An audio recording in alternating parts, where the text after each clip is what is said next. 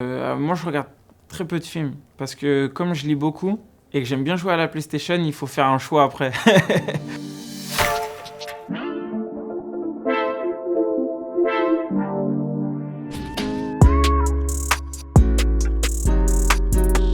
Pour la première fois, je crois que c'est le single de This Is, à l'époque This Is La Peste, je pète les plombs. Je crois que c'est ça mon premier souvenir de rap. Et ma tante, elle m'offre le single de 50 Cent, In That Club. Et là, j'étais dedans après. C'est comme ma famille. C'est-à-dire que je peux voyager, je peux aller ailleurs, mais je reviens toujours à un moment vers ce rap. Dès qu'il n'y a aucune nouveauté qui me plaît de ouf ou que je sais pas quoi écouter, je vais plus vers du rap des années 90 ou début 2000. Par exemple, en ce moment, je réécoute grave un album du Luciano, quoi.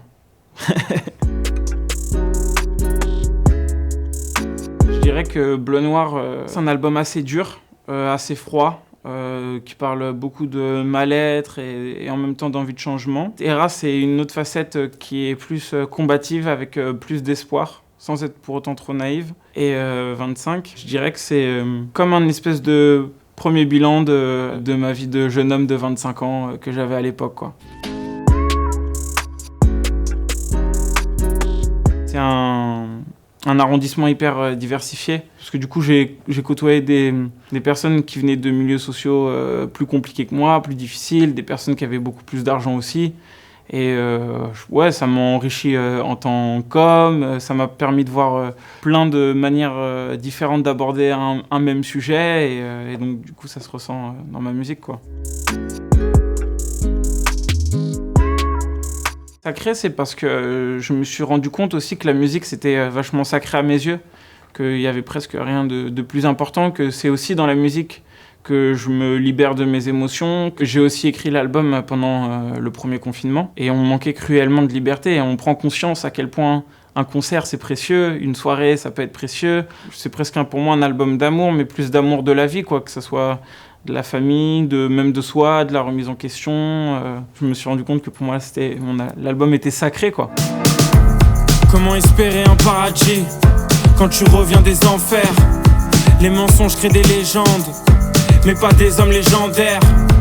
J'ai comblé le manque par l'excès, abusé du bon comme du mauvais. Non, le monde n'est pas injuste, il est juste comme on l'a fait.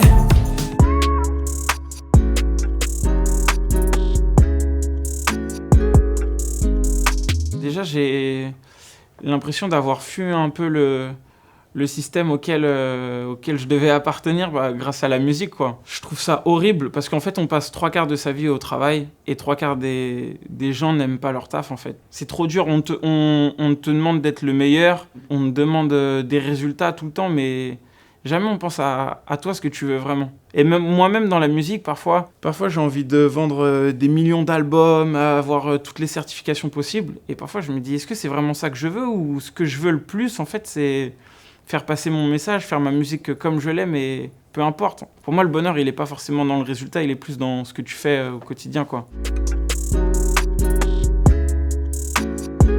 Romain Gary, c'est l'auteur qui m'a fait aimer la littérature, avec le livre La vie devant soi. C'est ce que je dis, en fait, dans Verlo, quoi. Si j'avais pas lu Romain Gary, j'aurais peut-être eu une autre vie, quoi. Il m'a ouvert la porte à un nouveau monde. Le rap m'a sensibilisé aux mots. Je me suis rendu compte à quel point ça pouvait me toucher, un livre.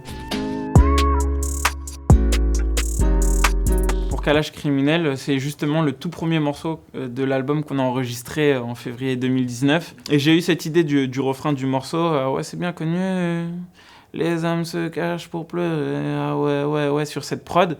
Et en fait, je sais pas pourquoi j'ai pensé à lui. C'est vraiment un couplet incroyable qui m'a lâché sur mon album. C'est vraiment un honneur. Je suis hyper content de ce texte, de comment il arrive à se livrer et dire des choses fortes qu'on n'entend même pas forcément souvent dans le rap.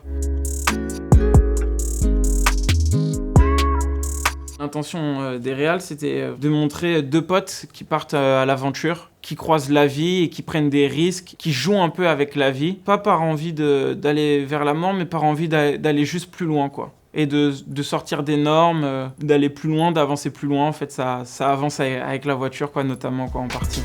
Et si c'était ça le paradis, le monde dans lequel on vit, Et si c'était ça le paradis, le monde dans lequel on vit.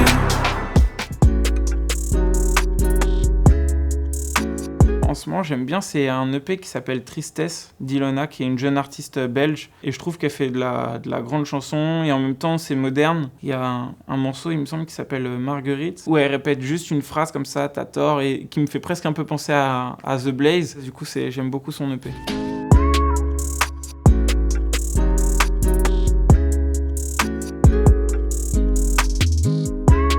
Je dirais Mon enfance, que je trouve hyper belle, Göttingen, que d'ailleurs j'ai repris dans l'émission de mon pote Wax, Fanzine, et Nantes aussi, sur la mort de son père et tout, qui est une chanson bouleversante.